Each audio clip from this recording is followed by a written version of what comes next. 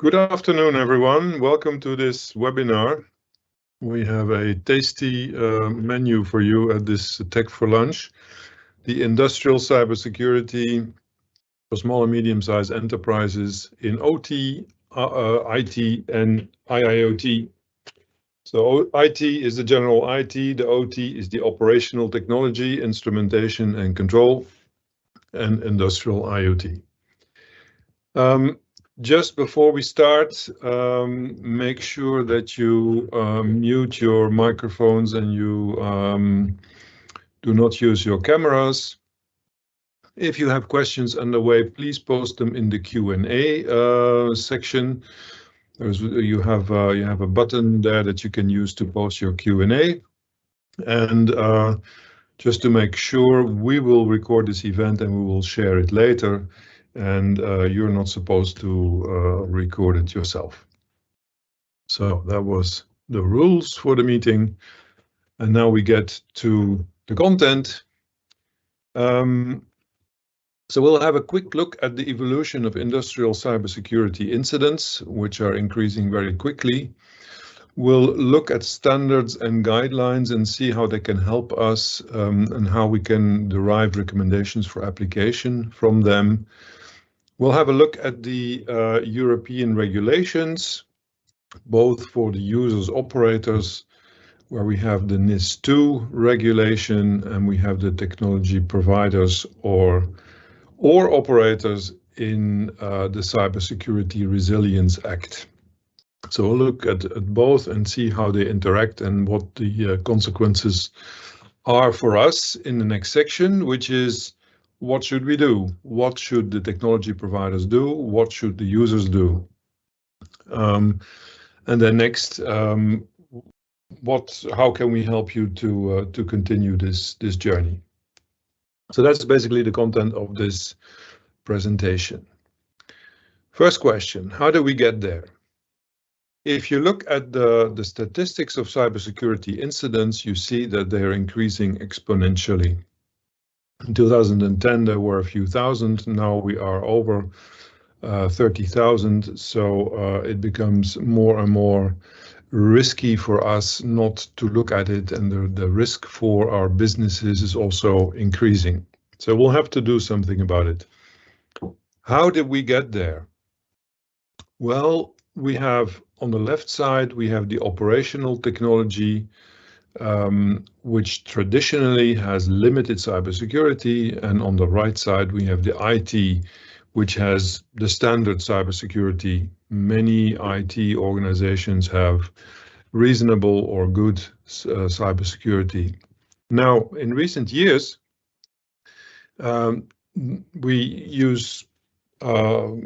we collect data from the operations, we optimize control, we update software, and to do that, we connect the two networks. We connect the IT with the OT. And that means we connect it also to the cloud, to the IIoT. And that means that the vulnerabilities that we have in the operational technology, where we have, let's say, sometimes older equipment, sometimes equipment which is not very well protected, or using very generic usernames and passwords like admin, you know all about it. This means that there is a risk introduced also for our OT, also for our cloud. And so we need to do something about this, and we need to take away this risk, at least to a good degree. Now, we have a number of standards and guidelines that can help us doing that. And this is the overview of the most useful standards and guidelines that I've been using.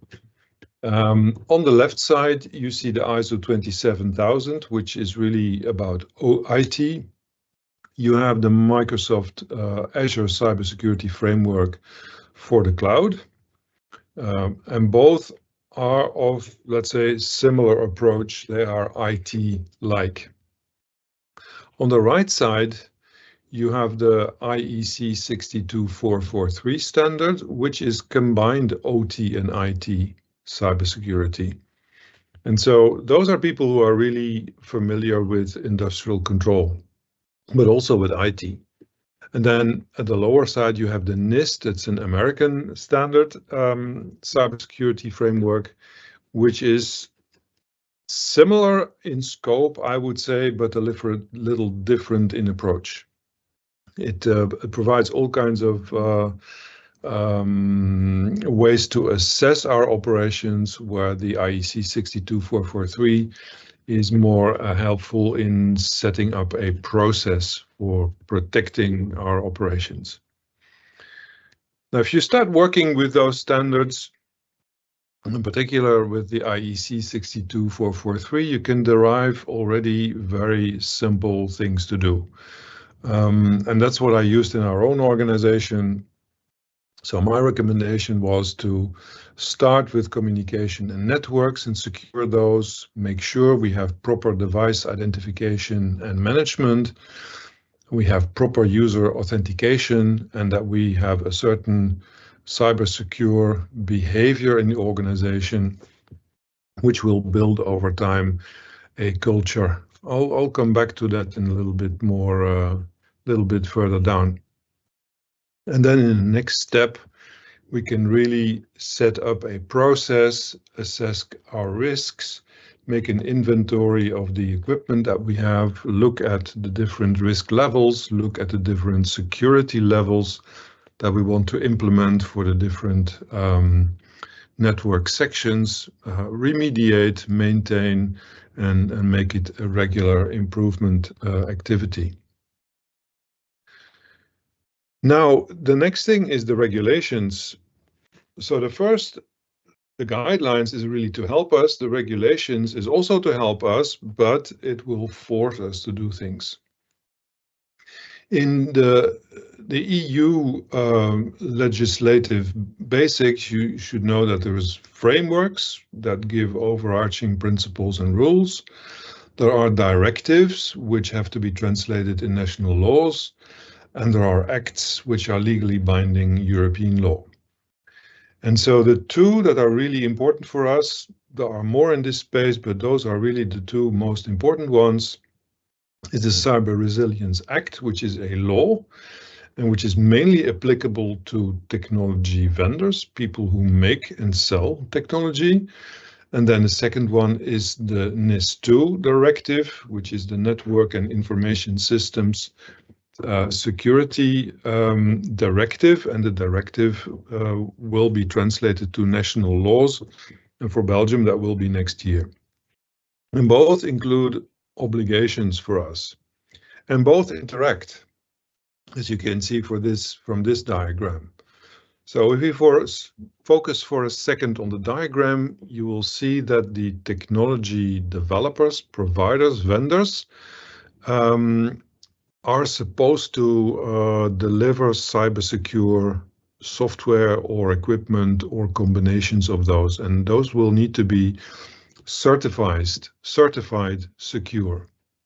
And in order to do that, they need to make software bill of materials. So they need to analyze their software and do a vulnerability analysis on those. And so when vulnerabilities appear, they are obliged to publish those, and you see that at the bottom of the diagram, and they will need to provide patches, and those patches can be applied to software installed with users.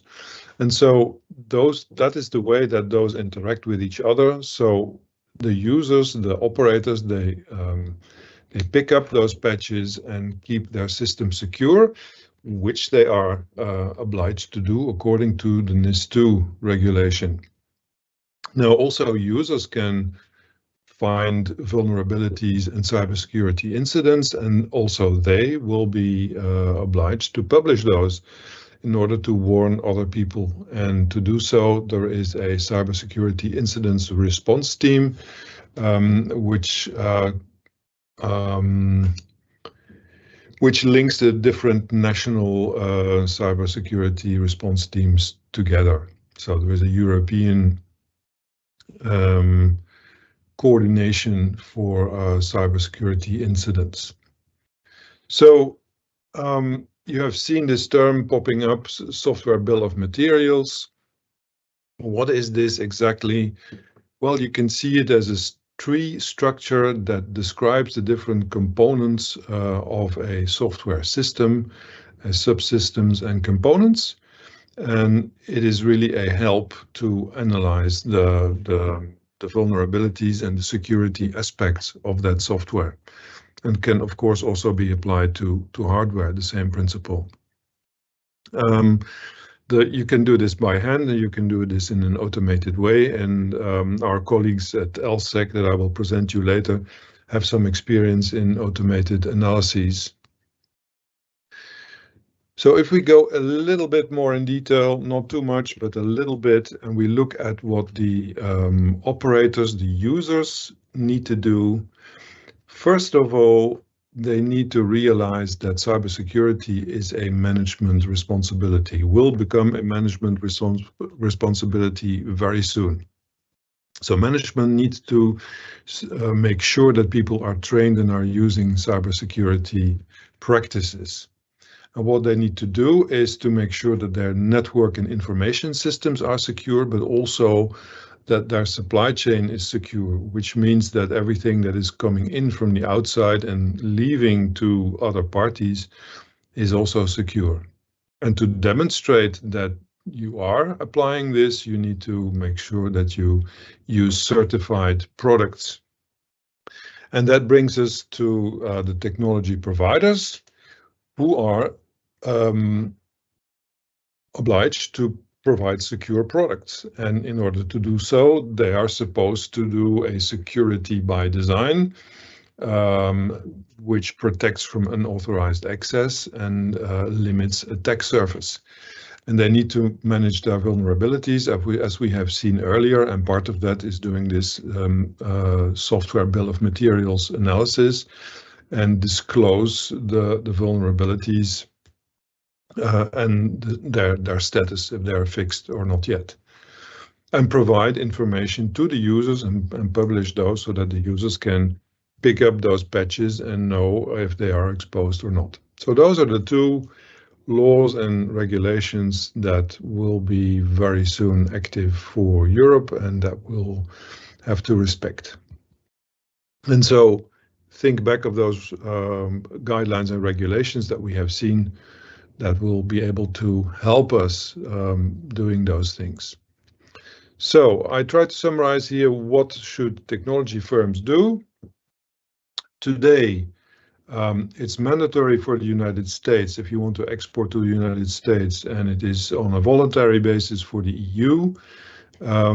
You make a machine-readable software bill of materials. There are some standard formats for that. And you publicize any vulnerabilities in the product security incident response team. What is emerging is to publish that on a unique security advisory framework in an automated way, where also users can retrieve it in an automated way. What will happen very soon is that it will become also mandatory in the EU. And so technology providers will need to use cybersecurity approaches in planning, design, development, production, delivery, maintenance, and maintenance throughout the product lifecycle. And so the products need to remain secure while they are supported.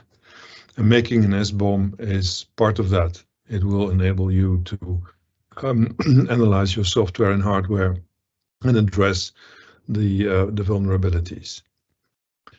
What should users and operators do? Well, users and operators, they have it's a little bit more complex situation.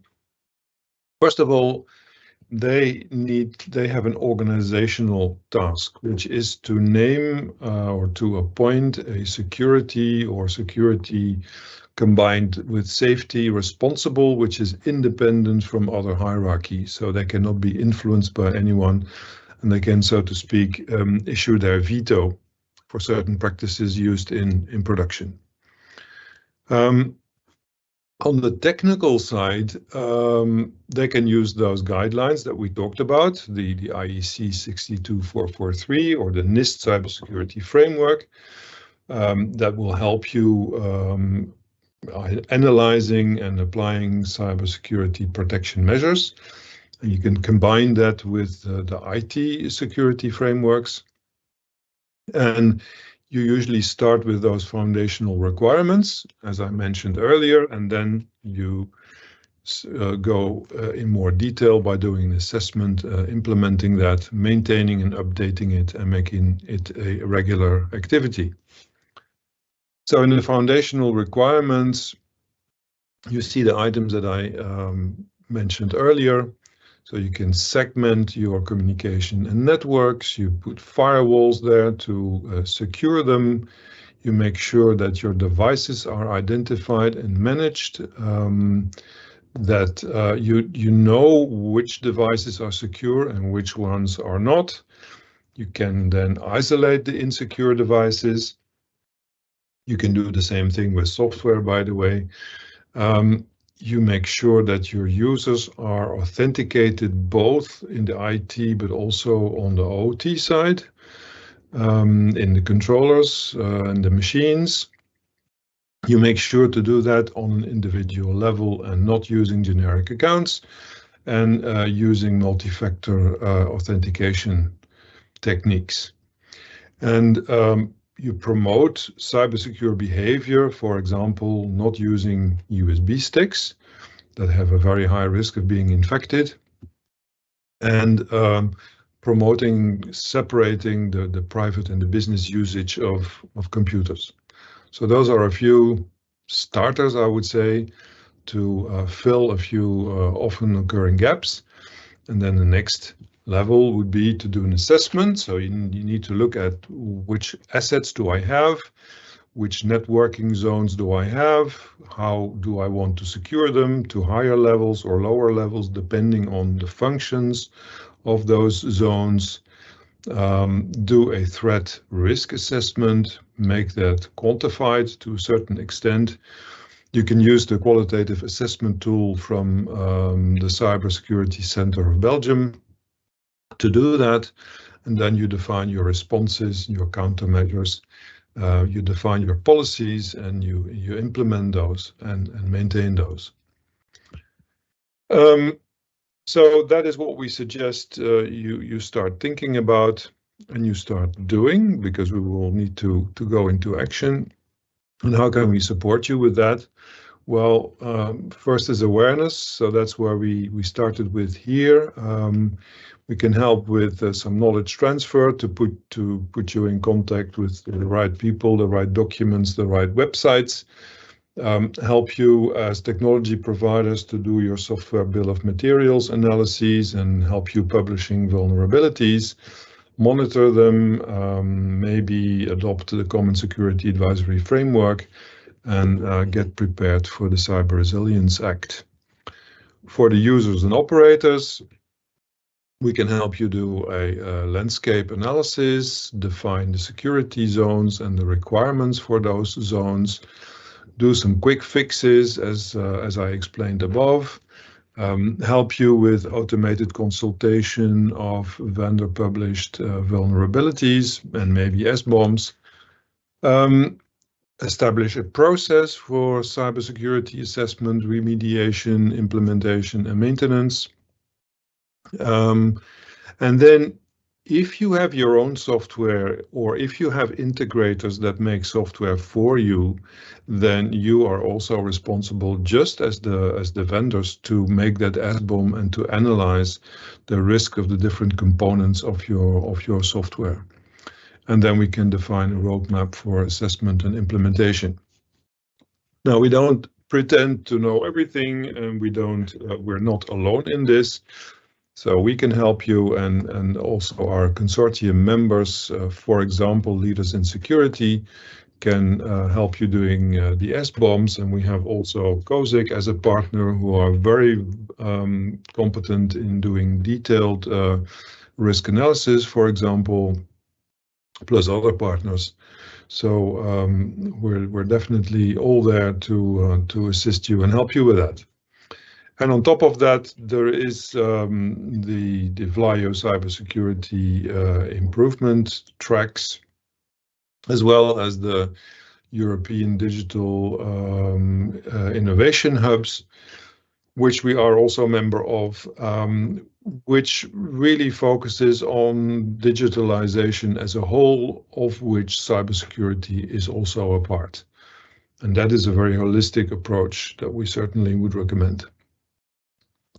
So this brings me at the end of the presentation, and I think we will be soon ready for Q&A.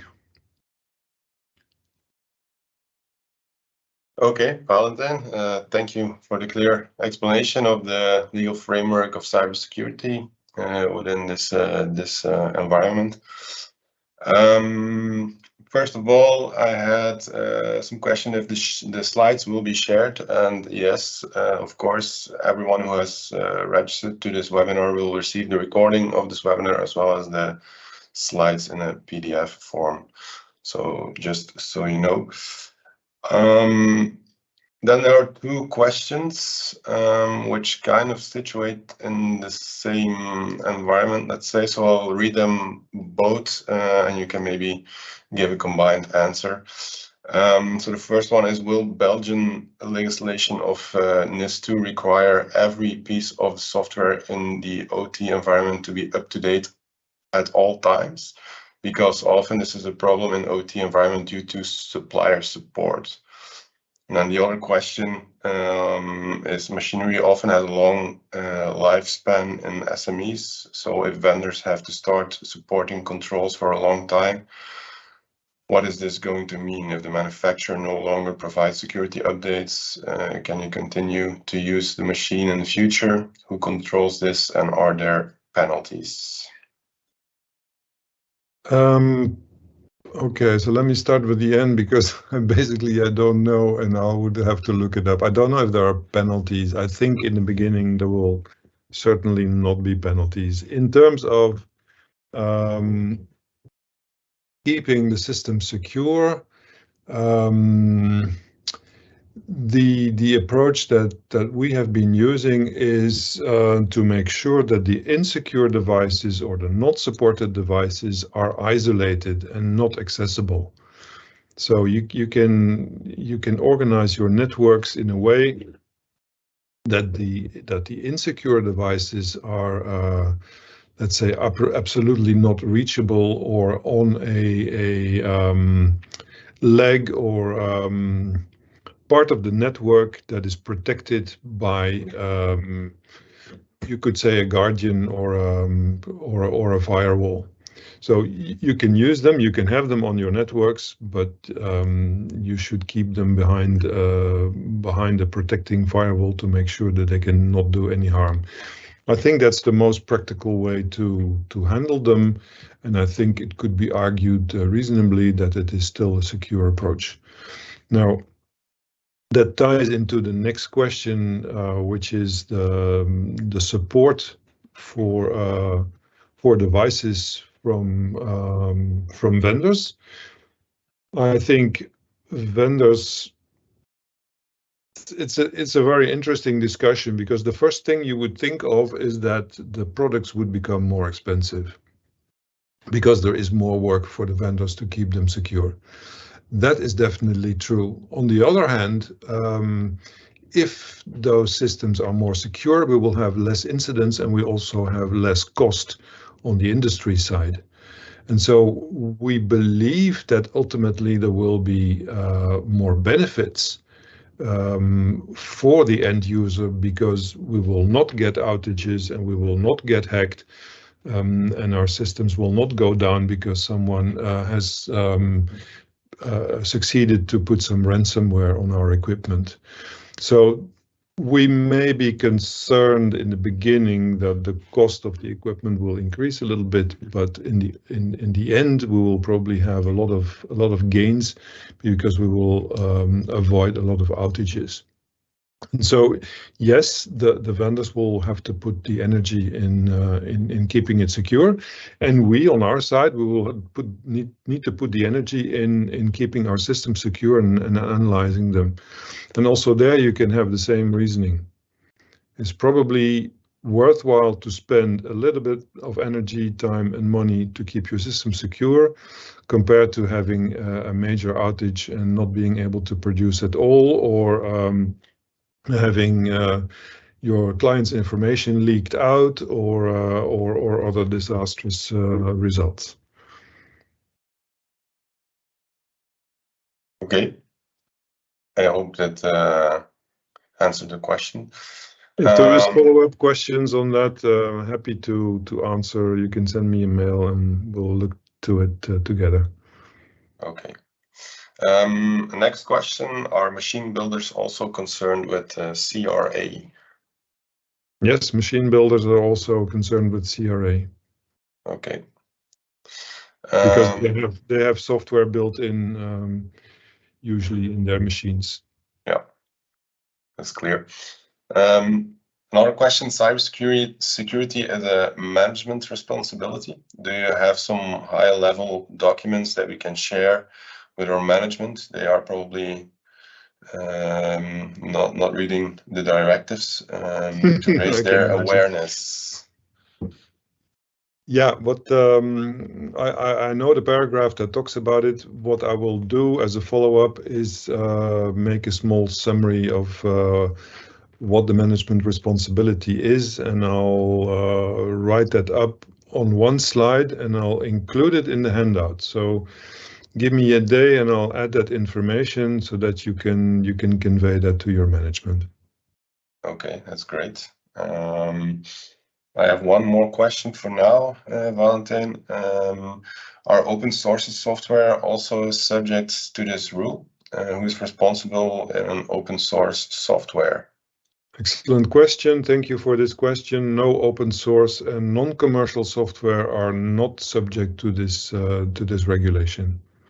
Okay. But if you use it, you need to be aware that it has also security risks. So. And the responsibility comes down to you in that case. Ultimately, if you're a user, yes, you're supposed to keep your system secure. So there is no certification and no guarantee that what you use from open source is secure, but you're still supposed to keep your system secure. So there is some incentive to check it, or maybe to do this SBOM analysis for that open source software, to make sure that you're using something which is not increasing your risk in a major way. Okay, that was clear to me, so I hope it's also clear for everyone else who's listening. So that we have no more questions for now. There's one popping up here. Open source software can also be commercial, someone is saying. So yeah. Yeah, I'm sure there are some complex situations. Yeah, I'm not exactly very well, but we can look it up for them. There is a partner of LSEC who has detailed knowledge about these legal aspects. Yeah. Okay. One of our consortium partners know more about it. All right. So we are finished for today. So I'll hand over the word to Valentin one more time to wrap up this session. So again, thank you very much for your interest. We are really very grateful that you came in such large numbers. So we'll follow up with the handout, which is more or less the same as my slides. I will add a little bit of information. Don't hesitate to ask any follow-up questions. We are absolutely available for answering them and helping you further on this journey. Thank you so much, and hope to be in touch. Bye.